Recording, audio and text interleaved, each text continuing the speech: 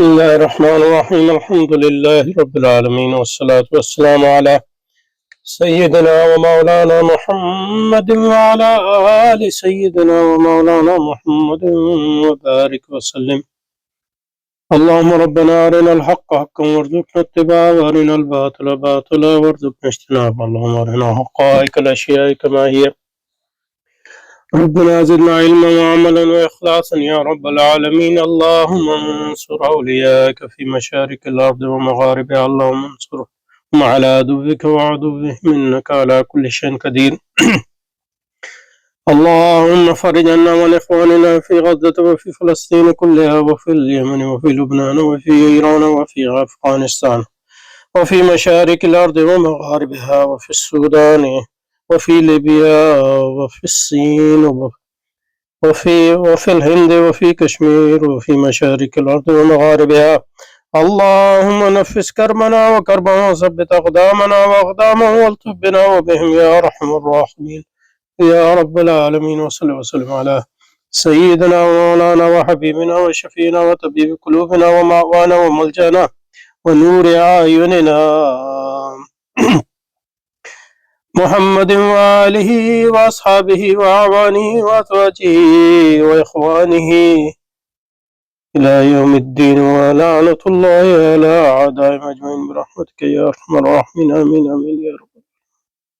اچھا، تو علم اور یہ سوال کا جواب دے رہے ہیں کہ علم، سائنس اور دین میں کیا ربط ہے، نسب اربعہ میں کون سی نسبت ہے ان میں. اور اس میں سائنس پہ پچھلے نشست میں تفصیلی گفتگو ہو گئی تھی، تو اس کو پہلے، اگر آپ نے دیکھا نہیں ہے تو اس کو پہلے دیکھ لیں. یہ ساری گفتگو اس میں آئی تھی. تو انشاءاللہ آج جو ہے اس کو، یعنی سائنس کی ہم نے تعریف کی تھی اور اس کی تشریح بھی کی تھی. اس کو تھوڑا بہت دہرا دوں گا، لیکن وہ پوری بحث جو ہے اس کو سمجھنا اہم ہے. تو اس پوری نشست کا اہم ترین جو میرا خیال ہے نشست تھی وہ پہلی ہی تھی. واللہ عالم اب کیا ہوگا دوسری میں، اور شاید تیسری بھی کرنی پڑے، لیکن یہ کہ پہلی نشست ہے وہ اس کی اصل جان ہے. اسی کی بنیاد پہ جو ہے ہماری دلیل آگے بڑھے گی. تو سائنس جو ہے وہ کائنات کے مشاہدے کا نام نہیں ہے.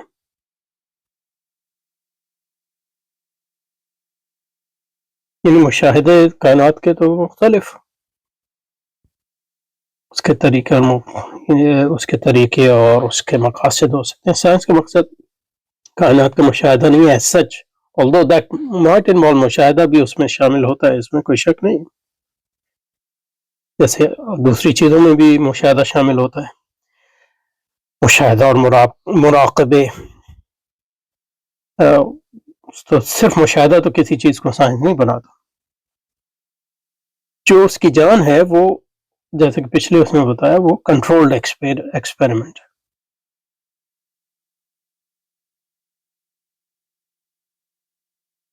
کنٹرولڈ ایکسپیریمنٹ کا مطلب یہ ہے کہ ایسی حقیقت کی تخلیق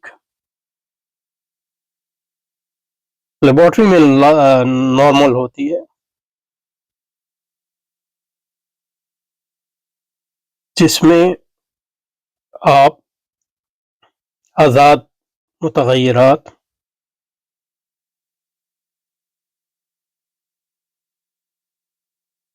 یعنی انڈیپینڈنٹ ویریبلس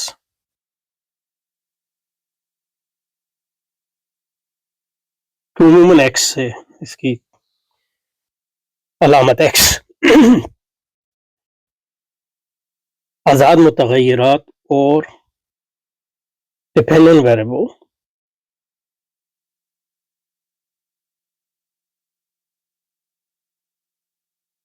غیر آزاد کہہ لیں متغیرات کے درمیان آپ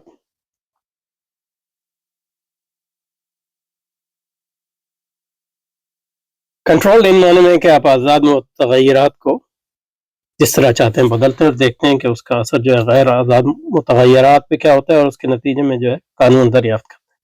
اس کنٹرول ریالٹی کا کام.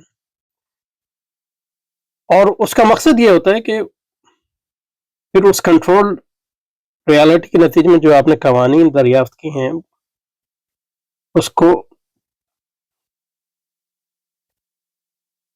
لاگو کر کے ایسی ٹیکنالوجیز بنائی جائیں، ایسی مصنوعات بنائی جائیں جو کائنات پہ ہمارے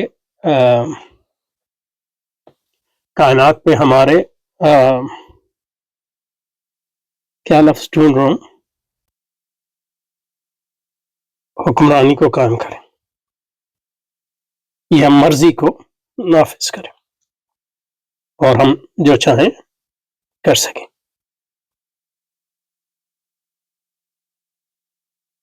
نہ بطور نظریے کے محدود طرز پر تو یہ چیز ہمیشہ رہی ہے، لیکن ایک علمیات جو پوری تہذیب کی بنیاد بن گئی، یہ پہلی بار مغربی یورپ میں ہوا اور پھر یہ ایک عالمی تہذیب بن گئی ہے آج، اور یہ پوری علمیات کی بنیاد بن گئی ہے۔ اچھا، یہ سائنس ہے۔ اچھا، اب الدین پہ آ جائیں۔ الدین کے کئی معنی ہیں عربی زبان میں۔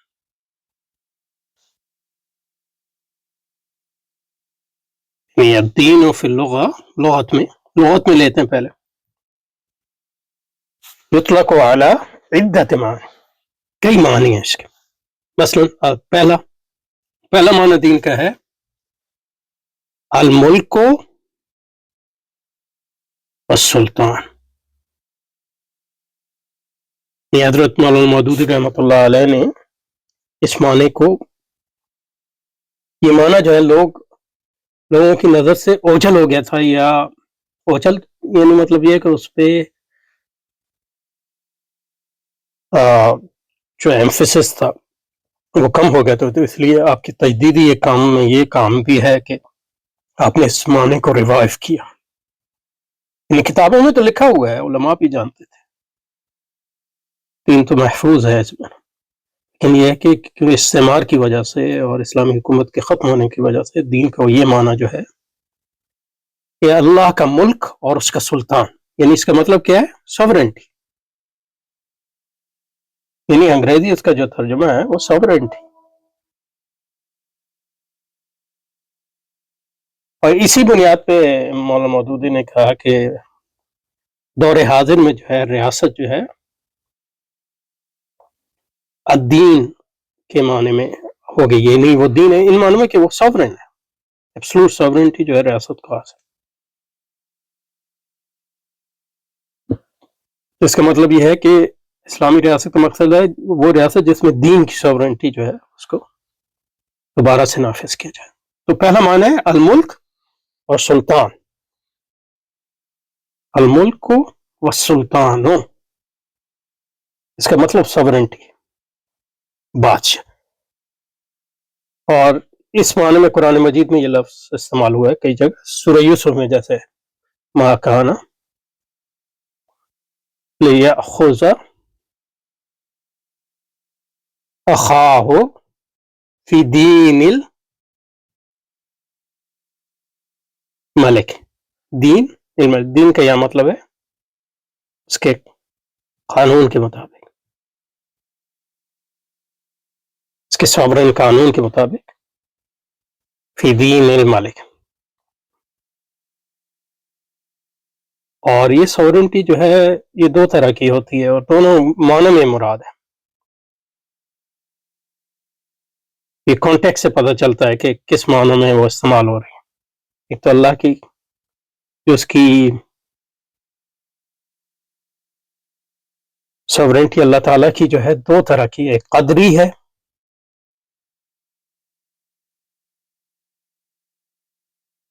اور ایک اس کی شرعی سوورنٹی۔ لیگل تو اس کا ترجمہ صحیح نہیں ہے، لیکن لیجسلیٹو کہہ لیں، یہ بھی یعنی معنی جو ہے شرعی کا اس سے بڑا ہے، لیکن ایک سمجھانے کے لیے قدری کا مطلب یہ ہے کہ اللہ کی حکمرانی جو ہے اس کی اس کو آپ کہتے ہیں کاسمک، یعنی اللہ کے قانون نافذ ہیں کائنات پر.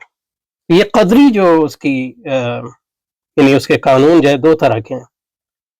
اللہ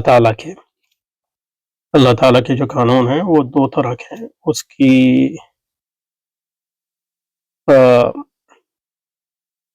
ایک تو اس کے نوامیس ہیں، جو نوامیس سے کائنات ہے، اس میں تو وہ کسی کو شریک کرتا ہی، مطلب اس میں کسی کو آزادی حاصل ہی نہیں. تو انہی معنی میں موجودین مثلا اگر آپ نے دینیات پڑھی ہو، شروع اسی سے کرتے ہیں. مانتے ہیں کہ ہر آدمی مسلمان ہے ایک لحاظ سے، ان معنوں میں کہ اس کے بدن پہ اسلام نافذ ہے، اس کے نظام ہاضمے پہ، اس کے کائنات جس میں رہتا ہے اس میں. وہ قدری سوورنٹی کی بات کر رہے ہیں. شرعی سوورنٹی جو ہے اس میں اللہ تعالیٰ نے جو ہے لوگوں کو ایک چوائس دی ہے، آزادی دی ہے محدود. وہ اسی پہ ٹرائل ہے، وہی آزمائش ہے، تاکہ ہم دیکھیں کہ کون تم میں سے اچھا عمل کرتا ہے اور کون برا عمل کرتا ہے، کون میرے سامنے جھکتا ہے اور کون جو ہے خود خدا بننے کا دعویٰ کرتا ہے. تو جب دین کا مطلب سوورنٹی ہے تو اس میں دو طرح کی سوورنٹی، قدری اور لیجسلیٹو. اور جو اسلام دین جس کی ہم بات کرتے ہیں تو اس میں لیجسلیٹو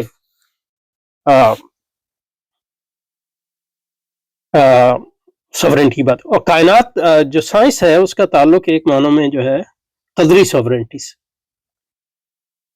لیکن وہ کائنات کا مطالعہ کرتی ہے اس سے غد نظر کر کے اور ایون جھٹلا کے کہ خدا کی جو ہے سوورنٹی اس دنیا پہ، یعنی وہ قانون کو جو ہے قانون نوامیس سے کائنات کو جو ہے دین نہیں سمجھتی. اور دوسرا یہ ہے کہ مطلب خدا سے بغاوت کرتی ہے، مثلا یہ سمجھتی ہے کہ اور یہ شیطانی ہے. مطلب آدم علیہ السلام کو، یعنی وہ آدم علیہ السلام کے جو قصے پڑھیں تو مطلب شیطان کیا کہتا ہے؟ ان کو یہی کہتا ہے کہ اگر یہ اس حکم کی تم مخالفت کرو گے تو ملک لا یبلا، تو ایسی کنگڈم بنے گی جو کبھی فنا نہیں ہوگی.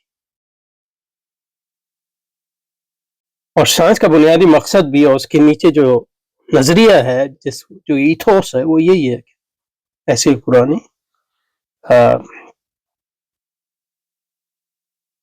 ایسا ملک جو لا یبلا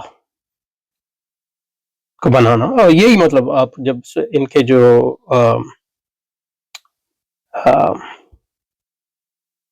یوٹوپیاز ہیں ان کو پڑھیں 19ویں صدی اور 20ویں صدی کے اوائل کے، تو ان میں آپ کو یہ مل جائے گا.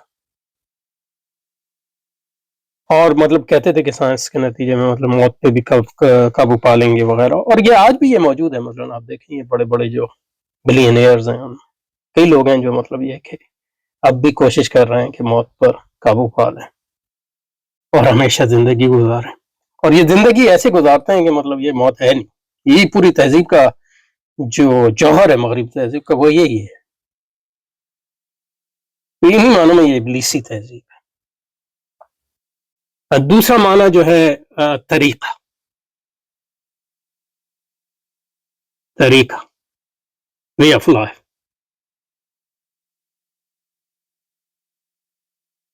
اور جسٹ پاتھ ایز ویل، یعنی زندگی میں آپ کا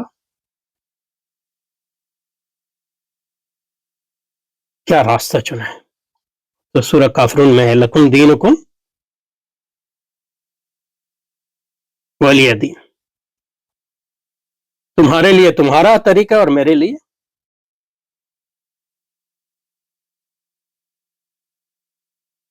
لیے میرا طریقہ. بعض لوگ یہ سمجھتے ہیں کہ یہ کوئی صلح کلی کی بات ہے. یہ اصل میں جیسے کہ مولانا امین احسن اصلاحی صاحب نے اپنی تفسیر میں لکھا ہے، اپنے استاد فرحی صاحب کے کوشش چینی کرتے ہوئے، وہ صحیح ہے کہ یہ ایک اعلان بغاوت ہے، یعنی ایک تحدی ہے، چیلنج ہے. کوئی ریکنسائلیشن نہیں ہے. سورۃ الکافرون چیلنج ہے، تحدی ہے. اور تیسرا جو ہے حکم، حکومت. اور پہلے الملک اور سلطان اور حکم میں یہ فرق ہے کہ الملک اور سلطان جو ہے مطلب جو یعنی ایک لحاظ سے ایک پہلو کے لحاظ سے ملک اور سلطان اور حکم میں یہ فرق ہے کہ ملک اور سلطان کا تعلق جو ہے اسٹیٹ میں جو حکم ہوتا ہے یعنی مور ایبسٹریکٹ ہے، اور یہ حکم جو ہے مور جس کو حکومت کہتے ہیں اس لحاظ سے. تو الحکم حکمرانی یہ تیسرا معنی ہے، اور یہ بھی قرآن مجید میں آتا ہے وَقَاتِلُوهُمْ حَتَّى لَا تَكُونَ فِتْنَةٌ وَيَكُونَ الدِّينُ كُلُّهُ لِلَّهِ. ان سے اس وقت لڑو جب تک فتنہ باقی نہ رہے.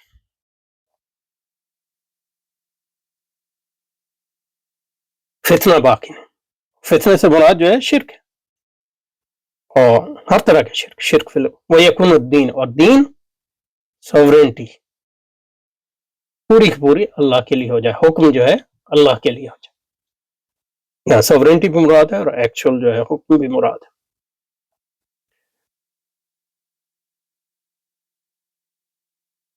اور پانچواں جو ہے ظاہر ہے یہ متداخل ہیں یہ سارے معنی. قانون، سوورنٹی اور حکم کا جو جس کے ذریعے آپ حکم کرتے ہیں اس کا ایک طریقہ جو ہے قانون کا نفاذ ہے، تحکم قانون جس کو کہتے ہیں رول آف لا. تو دین کا مطلب قانون بھی ہے، اور اس لحاظ سے اسلام ہمارا دین ہے کہ مطلب وہ ہمارا قانون بھی ہے. اور قانون یہاں مطلب یہ ہے کہ قانون ظاہری بھی اور باطنی، اور اس قانون سے مراد جو ہے تکلیفی قانون، شرعی قانون سے مراد جو ہے نوامی سے، یعنی مثلا یہ قدری قانون نہیں، کیونکہ اس کی قدری قانون کی پیروی کرنے کے لیے تو ہر آدمی مجبور ہے. اس میں جو ہے اس میں بھی کئی آتے ہیں شرع لکم، لیجسلیٹ کیا تمہارے لیے، من الدین ما وصى به نوح، اور یہ وہی دین ہے جو نوح کا دین ہے.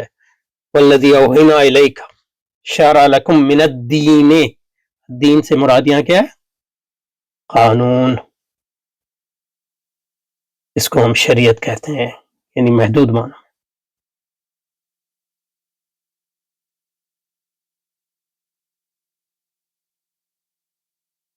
اور پانچواں معنی جو ہے اس کا سبجوگیشن، ایبسلوٹ سبجوگیشن،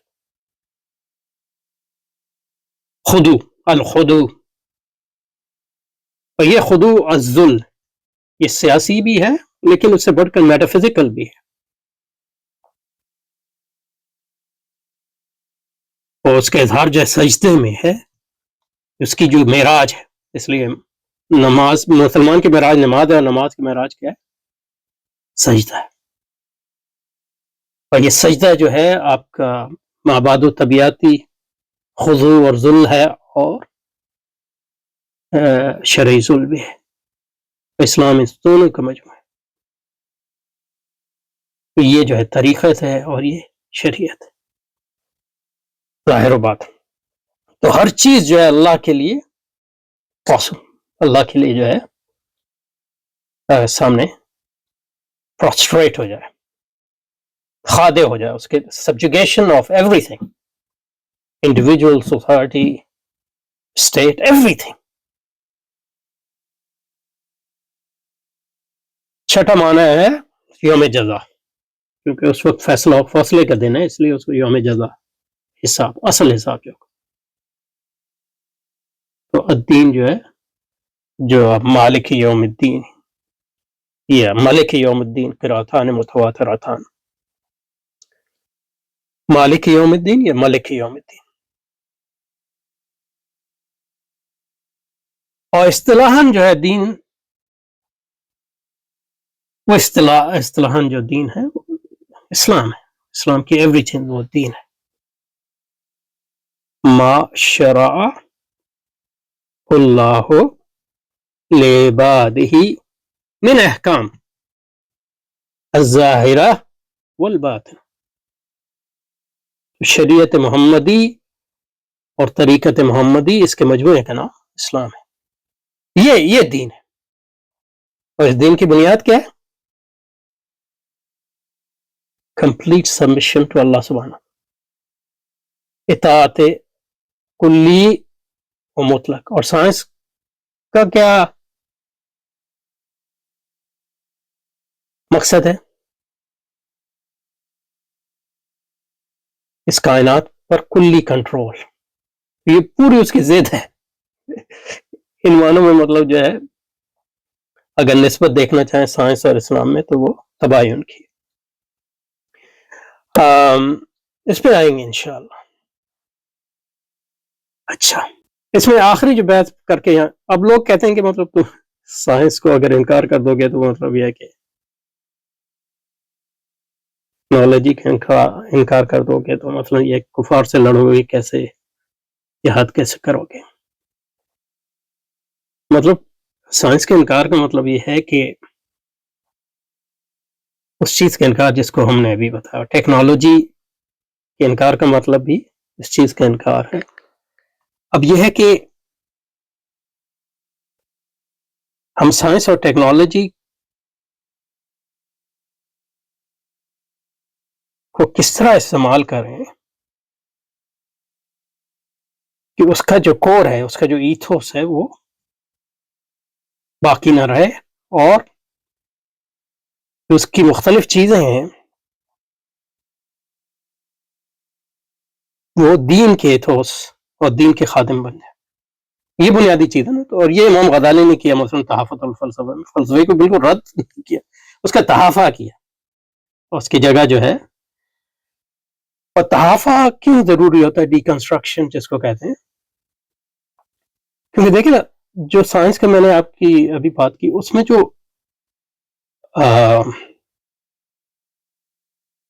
اس کے جزو ہیں، اس کے جو اجزاء ہیں،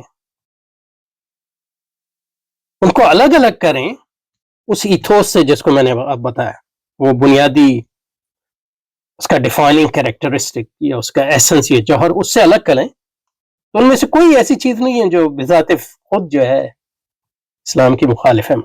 مثلا مشاہدہ جو ہے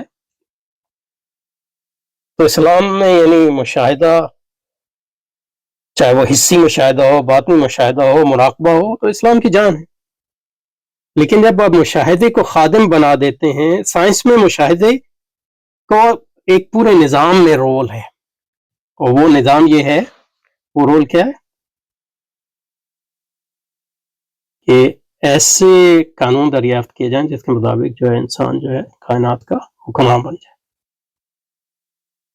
مشاہدہ بذات خود تو، اور یہ صرف ایک مثال دے رہا ہوں، یہ سارے اجزاء پہ شامل ہو سکتی. مشاہدہ بذات خود تو دین کا جوہر ہے، لیکن سائنس میں جب مشاہدہ شامل ہوتا ہے تو اس نظام کا خادم ہوتا ہے، اور اس مشاہدے کا مطلب بھی بدل جاتا ہے. تو جو امام غزالی کا طریقہ اس لیے اہم ہے کہ ڈیکنسٹرکشن میں آپ پہلے یہ کرتے ہیں کہ صرف یہ نہیں کہہ سکتے کہ مطلب یہ کہ یہ غلط بات ہے کہ آپ سائنس جو ہے وہ اللہ کی بندگی کے لیے، آپ وہ خدا کے، وہ انسان کی حکمرانی کے لیے سائنس کو استعمال کر رہے ہیں، آپ اس کو خدا کی حکمرانی کے لیے استعمال نہیں. ایسا نہیں، کیونکہ وہ ایک نظام ہے، اور خاص طور پہ جب وہ غالب نظام ہے تو جب اس میں آپ بغیر ڈیکنسٹرکشن کے گھسیں گے تو اسلامک سائنس جو ہے وہ بھی بنیادی طور پہ ایک سیکولرائزیشن کا عمل ہوگا، جس میں اسلام کے معنی بدل جائیں گے، سائنس کے معنی نہیں بدلیں گے، جیسے اسلامی بینکنگ اور اسلامک ڈیموکریسی ہوتا ہے. اس لیے ڈیکنسٹرکشن ضروری ہے. ڈیکنسٹرکشن کا مطلب یہ ہے کہ پہلے سائنس کا تحافہ کریں، اس کا مقصد بیان کریں، جیسے کہ ہم نے کچھ بیان کریں کچھ، اور پھر اس کو، اس کے جو اجزاء ہیں، جو اجزاء اس کے اس مقصد سے الگ ہو سکیں ان کو الگ کریں، اور پھر ان اجزاء کو لے کر اپنا ایک نئے نظام بنائے. اسلام نظام مشاہدہ کائنات، اور اس سے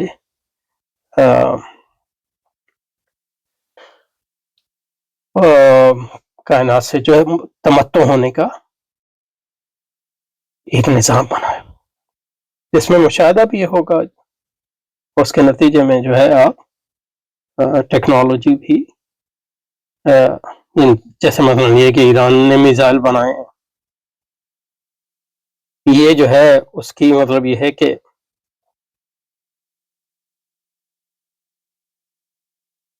لازمی ہے، یعنی جہاد کے لیے لازمی ہے، اس لیے مطلب فریضہ ہے وہ میزائل بنانا.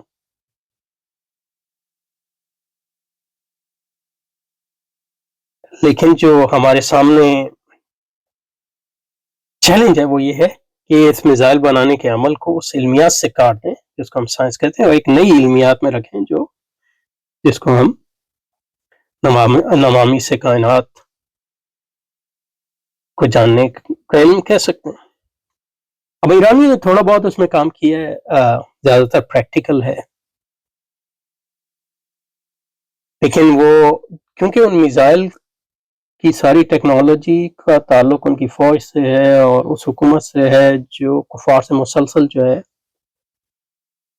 جنگ و جدل میں مصروف ہے، تو وہ ساری چیزیں جو ہیں جو سائنس کی منفی اثرات ہیں وہ پریکٹیکل لیول پہ جو ہے وہ رفع ہوتے ہیں. لیکن ہمیں تھیوریٹیکل کام بھی کرنے کی ضرورت ہے، اور تھیوریٹیکل کام کا جو پہلا اس میں یعنی نظریاتی کام اس میں اسٹیپ ہے وہ یہی ہے ڈیکنسٹرکشن، سائنس کا ڈیکنسٹرکشن. اور ڈیکنسٹرکشن کر کے یعنی اس کا مقصد کو بیان کریں، اس کو تتر بتر کریں، اس کو پورا مجموعی طور پہ رد کریں، پھر اس کے اجزاء کو الگ کر کے ایک نیا طریقہ، اسلامی طریقہ کائنات کو سمجھنے کا، جس کا مقصد جو ہے اور اس کا جو رابطہ ہوگا وہ بندگی خدا کو سے ہوگا، آخرت میں نجات سے ہوگا، دنیا کی عارضی ہونے سے ہوگا، اور اللہ کے بندے بننے سے ہوگا، انفرادی سطح پہ، معاشرتی سطح پہ اور ریاست کی سطح. یہ مطلب امام غزالی کا طریقہ بتاتا ہے کہ کس طرف، اور اس میں جو نیا نظام بنے گا وہ پورا یعنی 100% درست تو کبھی نہیں ہوتا، اس لیے امام غزالی کام پہ شیخ الاسلام ابن تیمیہ نے تنقید کی وغیرہ وغیرہ، وہ تو چلتا ہی رہے گا. اسی طرح مطلب آج جو کرنے کی ضرورت ہے ڈیکنسٹرکشن آف تحافہ آف سائنس پہلے، اور اس کے بعد تحافہ کر کے اس کے اجزاء کو پھر الگ الگ دیکھیں، اس ایتھوس سے الگ کرنے کے بعد جو صرف تحافہ کے بعد ہی ہوگا، اور پھر ان اجزاء میں دیکھیں کہ کون سا اسلام کی روح کے مطابق، اور پھر ان سب اجزاء کے نتیجے میں ایک نیا سسٹمائز کریں، ایک نیا طریقہ علم جس کا تعلق جو ہے آخرت سے ہو، جس کا تعلق بندگی رب سے ہو وغیرہ وغیرہ. اس کو ہم اسلامی سائنس نہیں کہیں گے کیونکہ وہ سائنس کا ڈیکنسٹرکشن کہیں گے، مطلب اس کو مطلب ہم آپ کچھ بھی کہہ لیں، یعنی اس کا ایک نیا نام دیں گے ہم. فرق یہ ہوگا کہ وہ اس میں فرق یہ ہے کہ ڈیکنسٹرکشن کرتے ہیں آپ، اجزاء کو الگ الگ لیتے ہیں اور اس کے نتیجے میں ایک نیا نظام بناتے ہیں، سسٹمائز کرتے ہیں، اسلامی نظریہ علم کے تحت ہوتا ہے. اور اس لیے مثلا ہمارے مطلب پریکٹیکل جو اس میں ہے کہ اسلامی حکومتیں جب بنے تو مطلب یونیورسٹی کو ختم کر دیا جائے، کیونکہ یونیورسٹیز جو ہیں وہ اس سارے کام کو پروڈیوس کرتی ہیں اور ریپروڈیوس کرتی ہیں، اور وہ اس سارے نظریہ علم کے ساتھ بندھی ہوئی ہیں. اس کو اس نظریہ علم کو پروڈکشن اور ریپروڈکشن کا ذریعہ، اور جو ہم یونیورسٹی ختم کر کے جو اب فزکس اور سائنس کی جگہ جو چیزیں لیں گی وہ اس کا تعلق جو ہے فیکٹریوں سے ہوگا، مطلب یہ کہ اور ایکچوئل عملی جو ٹیکنالوجی کا کام ہوگا اس سے ہوگا. مثلا یہ کہ آپ کی میزائل بنانے کی فیکٹری ہوں گی، اسی میں جو ہے آپ وہ طریقہ علم بھی سکھائیں گے جو سائنس کی جگہ لے گا، اور اس میں مطلب اجزاء لینے میں ڈیکنسٹرکشن کے بعد موجودہ سائنس کے اجزاء لینے میں کوئی مسئلہ نہیں ہے، کیونکہ وہ کفر نے یا سرمایہ داری نے وہ چیزیں ایجاد نہیں کی، انہوں نے بھی مطلب یہ کہ عیسائیوں سے لی اور یونانیوں سے لی، انہوں نے ایک نیا ملکوبہ بنایا. مشاہدہ کو انہوں نے ایجاد تو نہیں کیا نہ جو ہے ٹرائل اور ایرر جو ہے انہوں نے ایجاد کیا. یہ انسان جو ہے آدم علیہ السلام کے روز سے کرتے ہیں، یعنی آدم علیہ السلام کے بیٹے نے پہلا ٹرائل اور ایرر کیا جب اس نے جو ہے اپنے بھائی کو قتل کر دیا، تو اس کا یعنی سائنس سے سچ کوئی تعلق نہیں. تو مثلا یہ کہ ہم یونیورسٹیاں ختم کر دیں گے اور جو ہارڈ سائنسز ہیں وہ جو ایکچوئل فیکٹریز ہوں گی اور جو پروڈکشن سسٹم ہوگا اس کا حصہ ہوں گی. جیسے مطلب یہ ہے کہ جرمنی وغیرہ میں اب بھی یہ نظام ہے کہ وہ ایک ان کا 2 ٹیئر سسٹم ہے, یونیورسٹی کا سسٹم ہے, اور دوسرا جو ہے جس کو پریکٹیکل سسٹم کہتے ہیں, جس میں آدمی جو ہے سیدھا فیکٹری میں جاتا ہے, وہاں اپرینٹسشپ کرتا ہے اور پڑھتا بھی ہے ساتھ ساتھ. اور جو سوشل سائنسز ہے یونیورسٹیز کی, وہ سارے مدارس کا حصہ ہوں گے, یعنی اس کی اسلامی تنقید کے بعد. اور یہی ہو گیا ہمارے, یہ مدارس جو ہیں وہ علم کی بنیاد ہوں گے, اور جو فیکٹری ہیں وہ اس امبریلے کے تحت جو ہے, اس اوور آل جو اسلامی علمیات ہیں اس کے تحت جو ہے رزق حلال اور جہاد کے لیے جو ہے ٹیکنالوجیز پیدا کریں گے. اور اس ٹیکنالوجی میں ہم کتنا وقت اور سرمایہ صرف کریں گے, یہ اس پر منحصر ہوگا کہ جہاد کے لیے اس کی کتنی ضرورت ہے. اور اس کا مقصد یہ ہوگا کہ پورے معاشرے, یہ نہیں ہوگا کہ ترقی ہو وغیرہ وغیرہ, لوگ آسائشیں بڑھیں. اس کا بنیادی مقصد یہ ہوگا کہ اللہ کی رضا کیسے حاصل ہو. یہاں پہ رکتے ہیں انشاءاللہ, اس کو جاری رکھیں گے. سبحانک اللہم و بحمدک, اشہد ان لا الہ الا انت, نستغفرک ونتوب الیک. وصلی وسلم علی سیدنا مولانا محمد وعلی آل سیدنا مولانا محمد وبارک وسلم. وصلی وسلم علی سیدنا مولانا محمد وعلی آلہ وصحبہ وازواجہ وذریتہ اجمعین برحمتک یا ارحم الراحمین. آمین آمین یا رب العالمین.